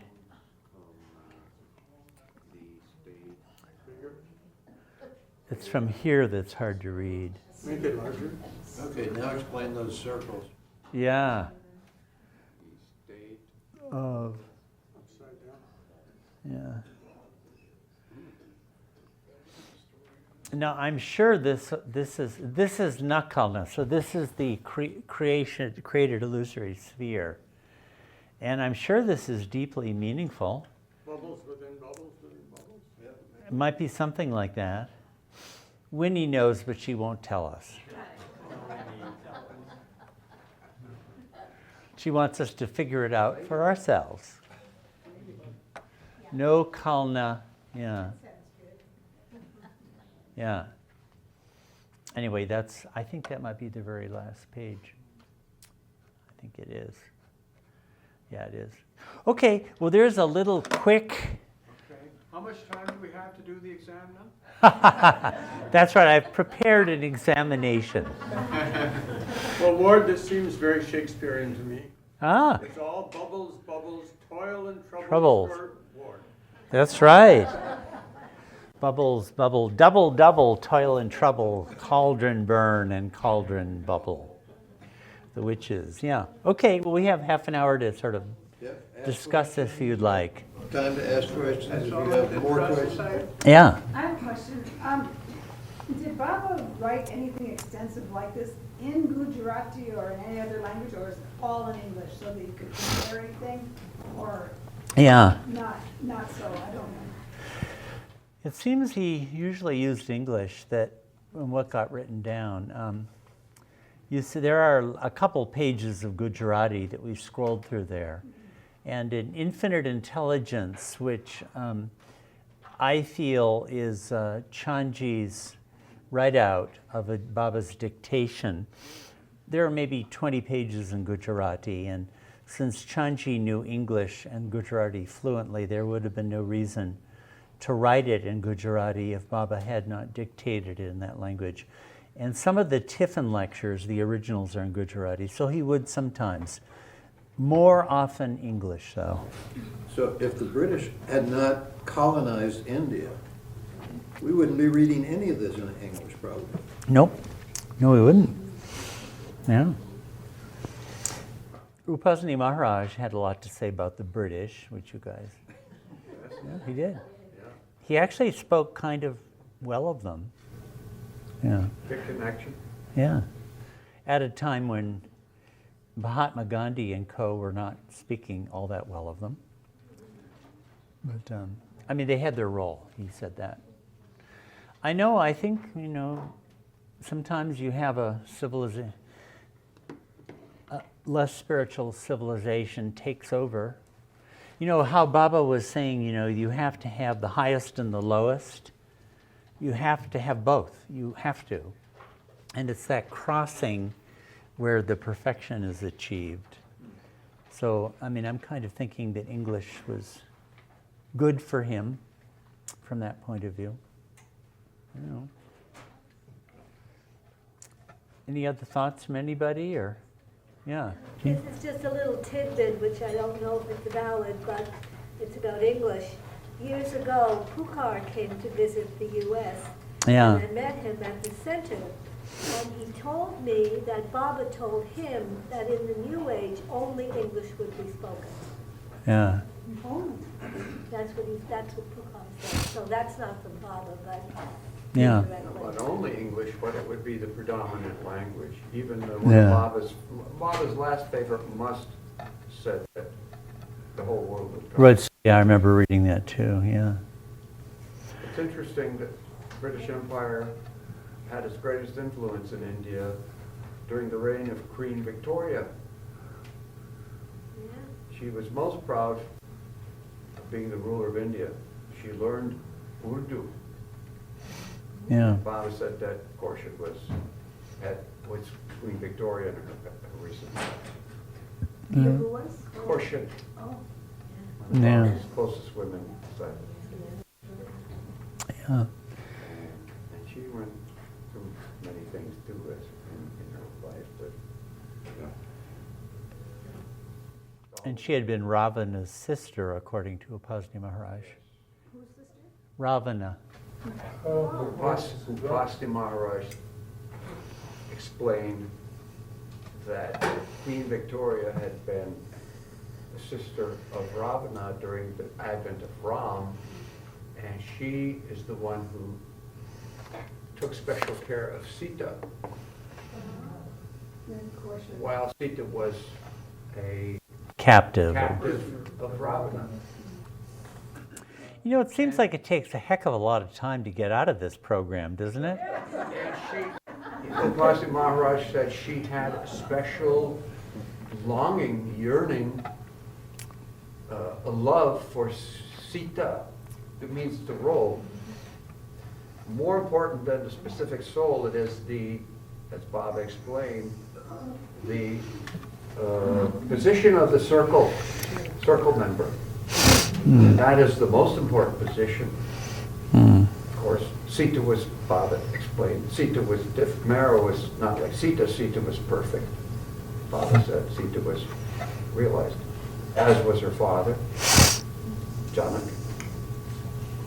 Different time, different advent. But a very fascinating way to see how this all played out. All the roles there. There are some other aspects that we won't even get into, some of those things that are really painted a picture of this advent. Thing. Even see our Saint at Maripad, Gilori Shah, the Sufi from Baghdad originally. How did he come to Maripad? After he was a butler in the royal household and retired, took his pension, threw it up. Queen Victoria gave him a generous pension in the form of valuable things in a bag, and the story is he actually threw it in the Narmada River in India somewhere. Of no use to him. Came to Ahmednagar, at least by the 1890s. So he was there before Baba arrived there. He was there. He was a close friend of Adi's family. Adi's parents were not married yet. Adi's grandfather and his family, who were in Pune at the time that Shariarji left his wandering in the desert, they were also related somehow. This was the original Sarosh that we know, who was related to Baba.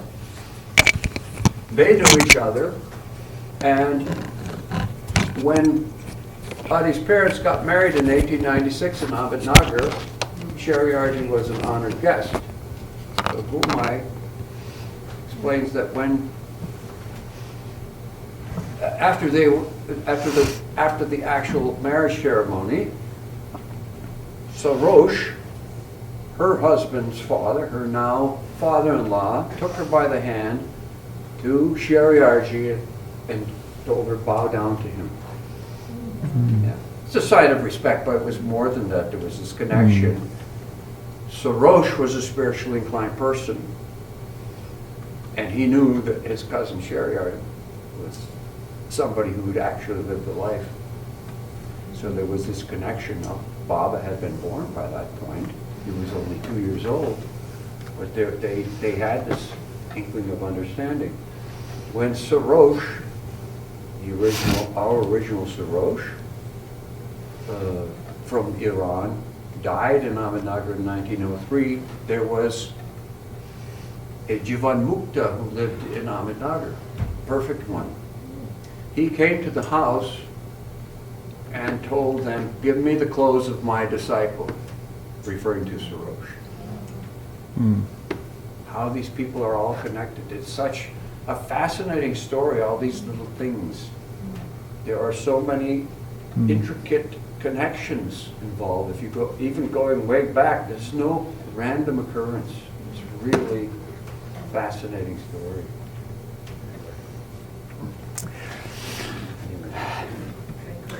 Yeah. You know, Baba, one of these, Baba does tell this a story. He actually references the Katha Upanishad. I can't think of another case where Baba references the Upanishads that way. And he talks about a great rishi who created this cow. You know, in early Hinduism, cows figure large. You know, there's a cow that creates the milk for the entire world. It was a cow that could create anything you wanted, you could get from this cow. I think the Katha Upanishad has a cow like that. And out of its tail was born a king. And the king said, I own the cow.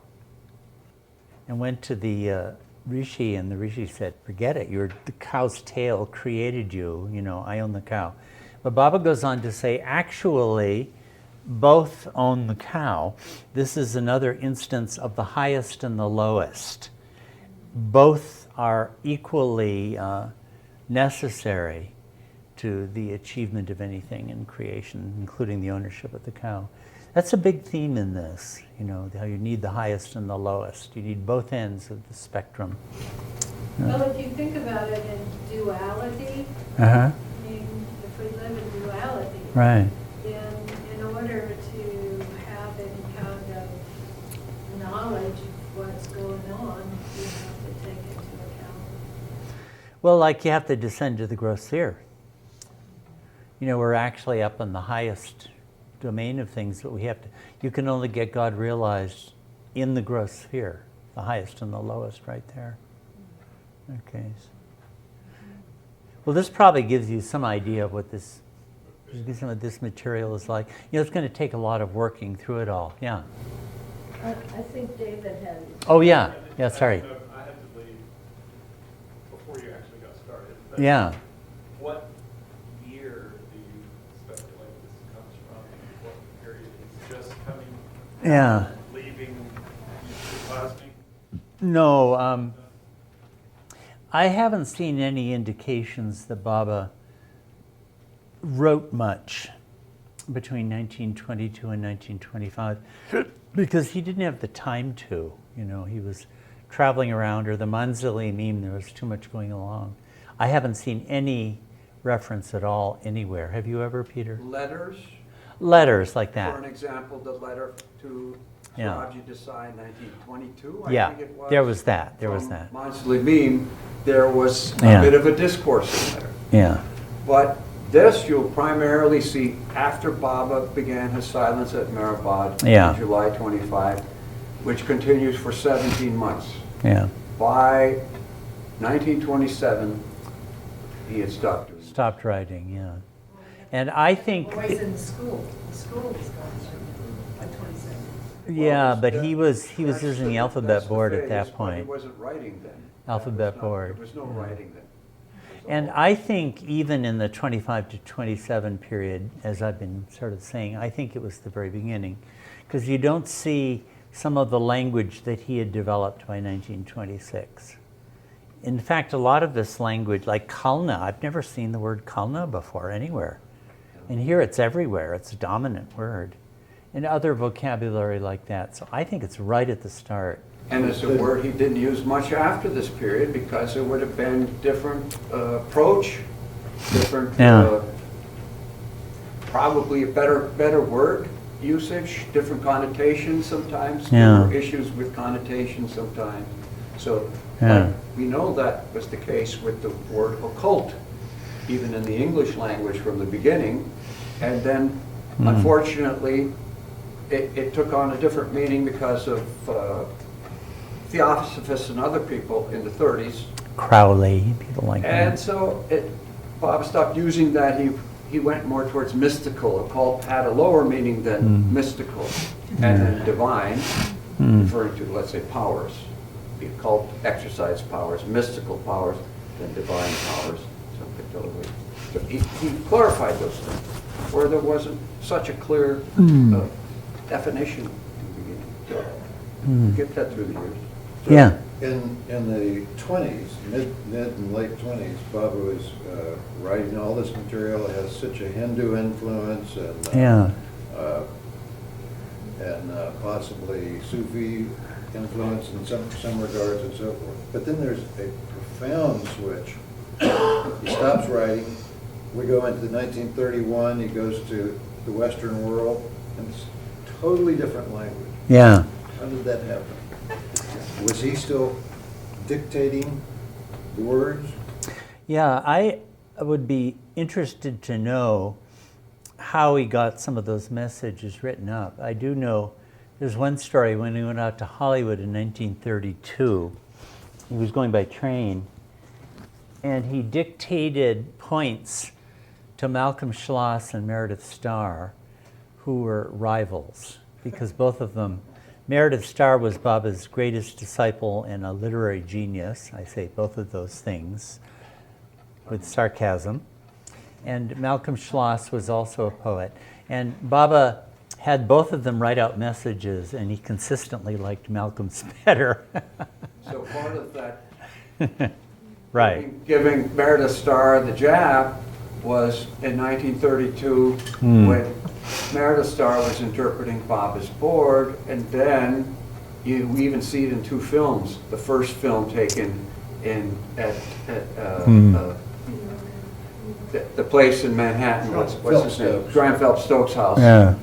We see Meredith Starr reading the board, but then by the time they get up to Harmon, that is not Malcolm Schloss, who continues to read the board for most of the rest of the thing. So I think that actually, I mean, those messages Baba gave in 1932, that's the first bunch of messages really addressed to the Western world. And they're masterpieces, they really are. And I think that's a sign of Baba's avatarhood, that he could adjust himself like that to a culture that he had never been in. He'd been there in 1931. But look at him in 1931. He looked like a perfect Christ. Well, I'll tell you, when it came to clothing design, I don't think his chief consultant was Upasni Maharaj. Who was it? Who was it? But, you know, he adapted and he played the role. And like in the when he was out in Hollywood in 32, he looked so much like the Christ. How did he do that?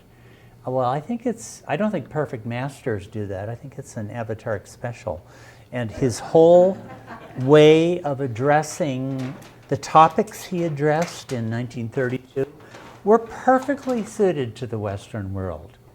You know, he used a few Indian words, karma and a little bit, you know, you can. A little bit, but it's so philosophical and cultural, related to social messages, oneness, and it was absolute. But there's a lot of substance in those messages too. They're not thin. But they're nothing like what he was giving. I mean, I always think. Right before he went to the West in 1929, he'd been traveling all around India, and he came back, and the Mandalay thought it looked like he was going to die. He looked like a wreck. He was gaunt, thin, looked horrible. And then a month, he pops on a boat without telling him and shows up in London, and he's a perfect, beautiful Christ, you know, and he gives perfect messages culturally. I mean, how do you get that kind of cultural attunement, you know? It's not easy. And Baba was right there. And often it was, you'll see there, the result of being interviewed by journalists. Yeah. Great stories, great explanations. Yeah. Somebody in America asked Baba up front, so what do you say is the cause of all suffering? Why are we not? It's self-interest. And he launches into a beautiful discourse on self-interest that you will never find by anybody else. Just like that. Yeah. Now, what a great explanation for the West that is. Because the West can understand that, and the West could sort of buy it too, you know. There may not, I mean, the level of spiritual understanding in the West at that time was really, it wasn't there. 500 years before, it had been there, but it was gone by that time. So Baba didn't, you know, presume those things at all. He spoke right to them, right where they were. And his whole manner of discoursing changed. So the question came up earlier, I forget who asked, were things, yeah, maybe Said, were you saying, did he drop things? Yeah, he dropped a lot from that time. That was really the period where he did. And some of those things never came back. Some of it did in a very highly developed form, first in discourses and then in God Speaks. But some of it never got recapitulated. And now we're finding this older stuff, and it really gives us a much fuller, more integrated picture than we had before. Because it was recorded. Yeah. And yet, most of us had never seen that Right. stuff that was from the 20s. We had no idea this stuff was there. It's not. When I first came to Baba, we had 5 books. There was God Speaks, Discourses, Life at its Best, Beings from the Spiritual Panorama, and the Everything and the Nothing, and that was it. Except when we went to Well, I mean, by Baba? By Baba, those were the 5. Except when we went to India and went behind Adi's pile of Right. stuff in the back. There was tons of stuff there, but, you know, it wasn't out there at all. And now, look at all the stuff we have from the 20s. We would have had no idea. And I also think that right now, the modern world and the West is in a place where it can understand this stuff. You know, I really do think so. That's true. Yeah. And a good example of that is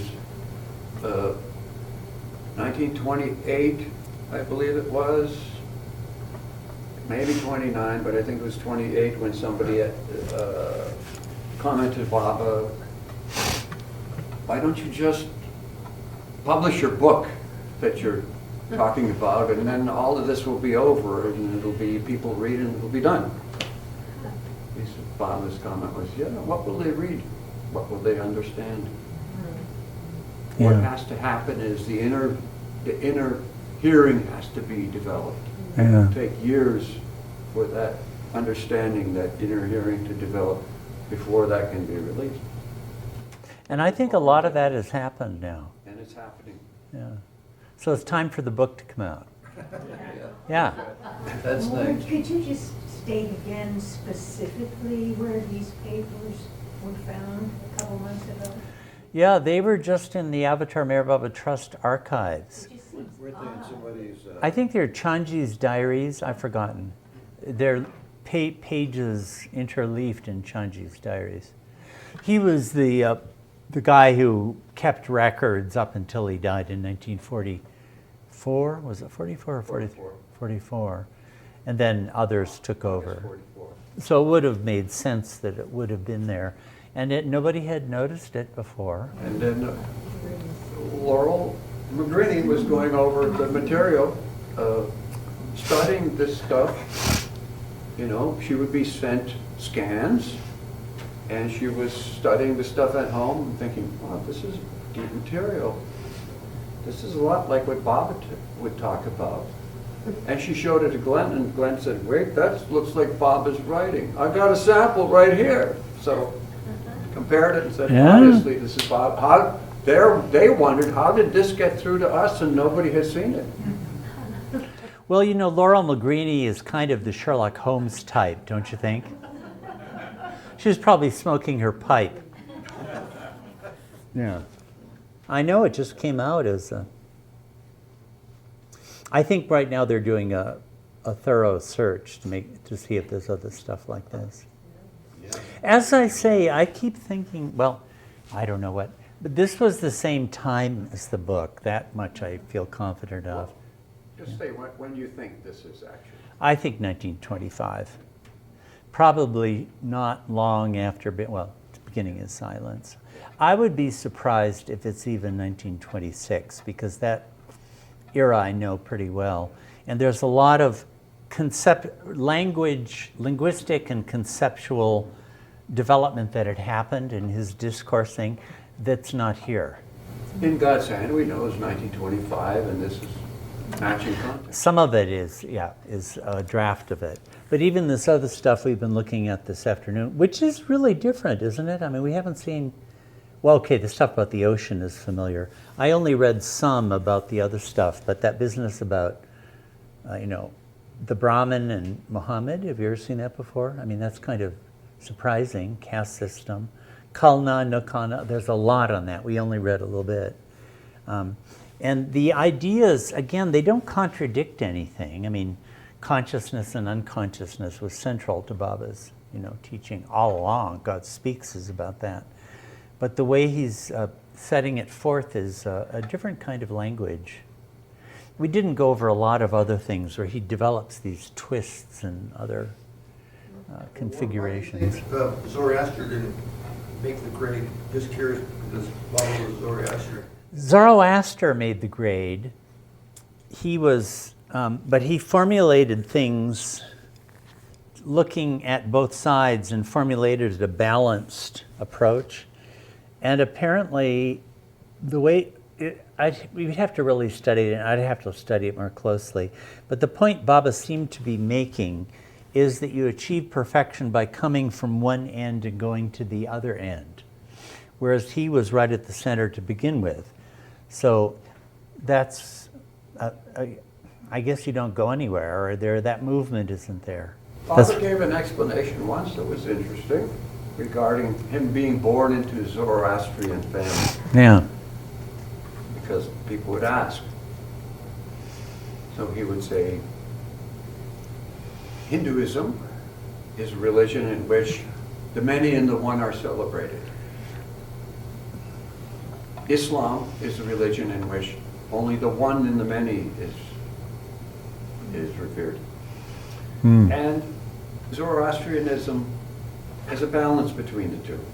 And it was natural for him to be born in a Zoroastrian family for that purpose. Then he had masters of each persuasion going forward.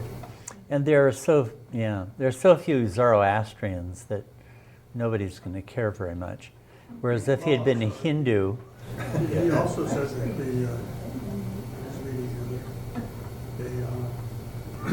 Zoroastrianism had no more spirituality. No. Yeah. He said that right out. He said there's no spirituality in Zoroastrianism. And here Baba is one of the few people who mentions Hazar Kaivan as being the last, and there wasn't much before him for thousands of years.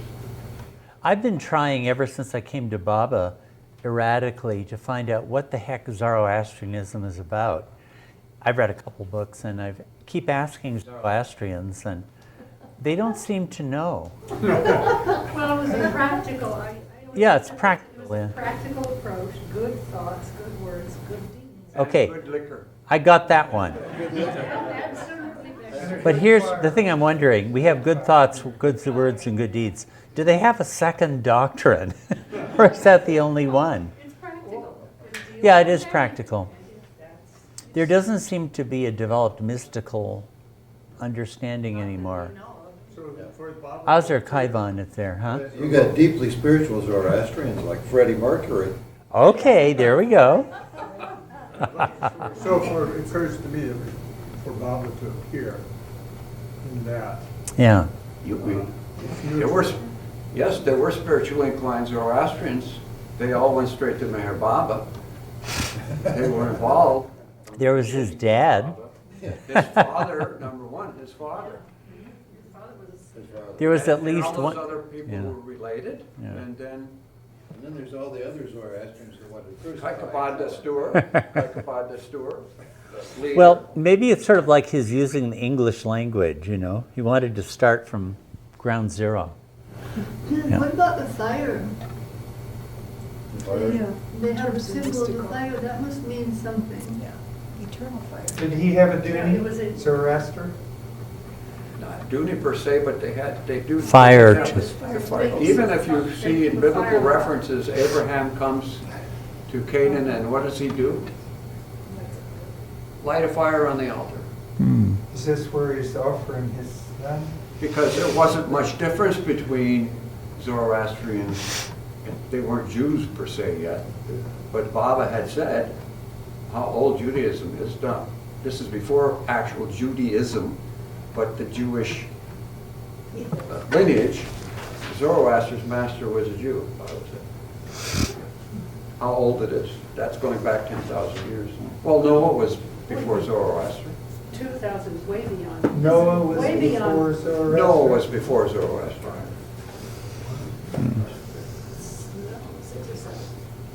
We're talking 7,000 years old. Thank you to Ward. Thank you, everybody. Jai Baba.